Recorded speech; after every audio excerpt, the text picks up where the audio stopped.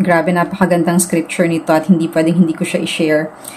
Because I believe na there's a lot of people that have done a lot of things, bad things in the past, na natatakot na humarap kay God, natatakot na bumalik sa church, natatakot na magpakita ng kabutihan sa ibang tao because hindi naman sila papaniwalaan.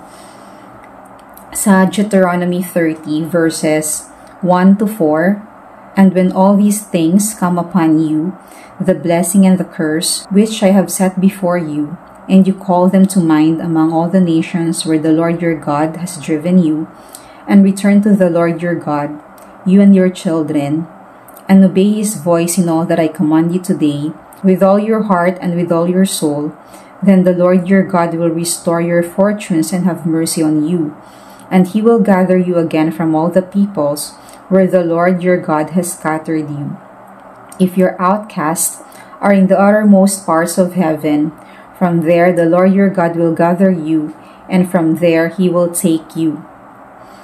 So, ibig sabihin, kahit ano pa yung mga pinagagawa mo sa buhay mo before, and nagrepent ka, and you try very hard to follow Christ and to walk with him, God will welcome you with open arms.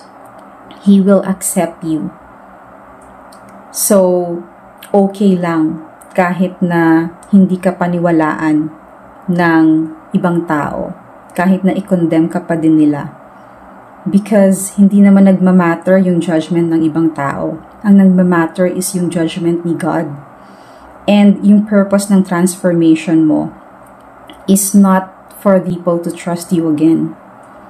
The purpose of your transformation is to glorify the Lord and for you to enter the kingdom of heaven kapag wala ka na dito sa mundo. Also, para din maging living testimony sa mga tao na gusto ding magbago, and for them to prove, to confirm na it's possible pala to change. Yan yung goal ng transformation mo. Okay lang na may mga hindi maniwala kasi alam nyo yung mga tao na hindi naniniwala na makakapagbago ang isang tao because of the grace and mercy of the Lord. Sila yung mga taong hindi pa nakakakilala kay God. Because they have not experienced it eh. Kaya hindi sila maniniwala, hindi nila maiintindihan na ang isang taong napakasama before ay pwede palang magbago. So, for you na nagbago na sa heart, pero natatakot ipakita na nagbago na sila, fear not, for I have redeemed you. I have called you by name. You are mine. Isaiah 43 verse 1. God bless po!